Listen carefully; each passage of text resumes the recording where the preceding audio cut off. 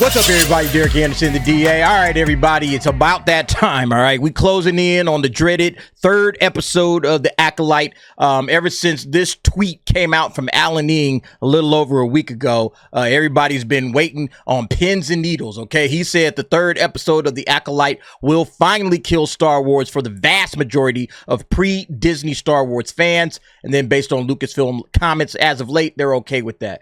Yeah, man, everybody's been talking about it. Third episode is going to completely and utterly destroy the franchise, kill off whatever is left of the old school Star Wars fans that have been rocking with this since 1977. All right. And I'm one of those guys. All right. I've been around. I've been a Star Wars fan my whole life, man. You know, so it's crazy to sit back and think, wow, is this something that bad that's just going to completely kill my love of the franchise? Is that possible? You know, and you sit back and think like Last Jedi didn't do it. You know, and I mean, that was desecration. But, you know, I tried my best to wrap my head around that. It's just a terrible movie. But nevertheless, you know, it didn't kill my love for Star Wars, you know, and then everything that Disney has done since then, you know, they've been kind of, you know, not necessarily pissing on the franchise, but they just haven't done it right. All right. They just haven't done it right. They've given us nothing but nonsense, boring garbage. OK. You know, say what you want about the Book of Boba Fett. It's not pissing on the franchise, all right? Say what you want about Ahsoka. It's not really pissing on the franchise. This feels like the first thing that is literally trying to piss all over Star Wars. And that's the thing that makes me like, okay, hold up. How bad is episode 3 going to be?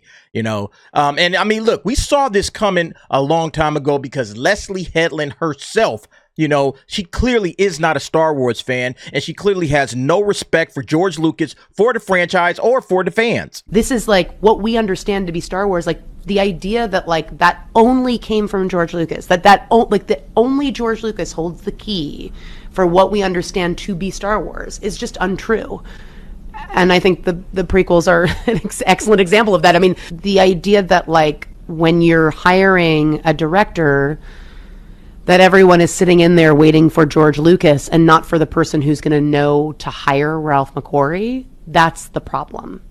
That's the misogyny and the problem with the auteur myth as it stands today, because they're not thinking this is the person that will hire the right people and this is the person that will be able to create the lookbooks and direct people to get them to that place. They're just thinking, do you have all the answers? And the truth is that nobody does, and anybody that says they do is lying. Isn't it funny, like she says all of that shit, you know, nobody has all the answers. She says all of that shit and then she gives us 26% on Rotten Tomatoes. Chick, you talking about yourself. You don't have the answers, all right? Yeah, we need to go back to listen to George Lucas. George Lucas has all the answers in terms of the franchise and what's going to make people want to come and watch this thing, all right? You and your ilk have been driving Star Wars off the side of a cliff, all right? And now, according to Alan Ing, you are about to finish it off, all right? Stick a fork in Star Wars, it's done. Except for this 26%, right? Like, this is your Disney Star Wars fans right here. The 26% of people that rated this thing positively. You know, out of the 5,000 plus ratings, the 26% of these yo-yos that said, hey, good job, way to go, Leslie Headland. That's all you got left. All right, the other 74% deuces, they outro. All right, they're not rocking with this thing. After all is said and done, they are out. All right. And look, man, they've been trying to spin it, man. They've been doing a good job trying to spin it. The whole media has been on their side. Y'all saw this article, right? Or heard this news anyway. The Acolyte views grow to 11.1 million on Disney Plus after 5 days of streaming. They don't bother to mention that this 11.1 million is down from the 14 million that Ahsoka had after its first 5 days of streaming. All right. So it's diminishing returns for this franchise, as we've been seeing over the last 7 years. All right. Ever since the Last Jedi dropped, it has been nothing but diminishing returns in the box office and in viewership on Disney Plus, and diminishing interest in this franchise. Nobody cares anymore, Disney. You did it to yourself. You took one of the biggest franchises, all right, that the world has ever seen. I want y'all to wrap y'all heads around this. One of the biggest franchises that the world has ever seen, and you destroyed it in less than 9 years, in short order, okay? Like somebody bet you couldn't do it. Oh, y'all don't think we can destroy Star Wars? Hold my beer, all right? All right. That's what they basically did. They said, we got this, man. We are about to destroy this franchise with this forces female crap. Kathleen Kennedy had the chance, right? She had it in her hot little hand. All she had to do is just follow the bouncing ball. George Lucas laid it out. He gave her the treatments for 7, 8, 9. She just had to follow that. Oh, no, throw that in the garbage. All right, we're going to do something else with it. And it's just been downhill ever since. Yeah, everybody commenting on it. Mike Zero says the Acolyte episode 3 will bring a level of backlash we have never seen before in Star Wars. I believe it, man.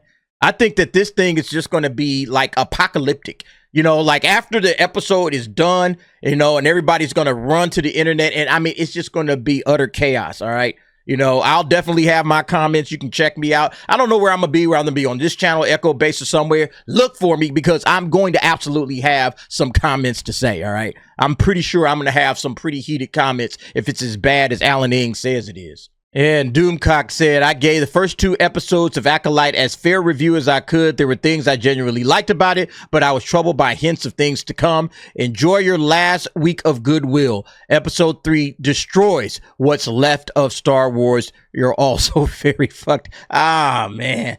I'm just, like I said, man, I'm like super scared, man. I think this thing is going to just be an utter train wreck. And it's just, I'm looking forward to the fallout, all right? I'm looking forward to the fallout from episode 3 and the backlash that comes from it. Because listen, Kathleen Kennedy, man, she's been playing around with this whole forces female bullshit for the last 8, 9 years, all right? Pushing that whole agenda thing. That's what she's been playing around with.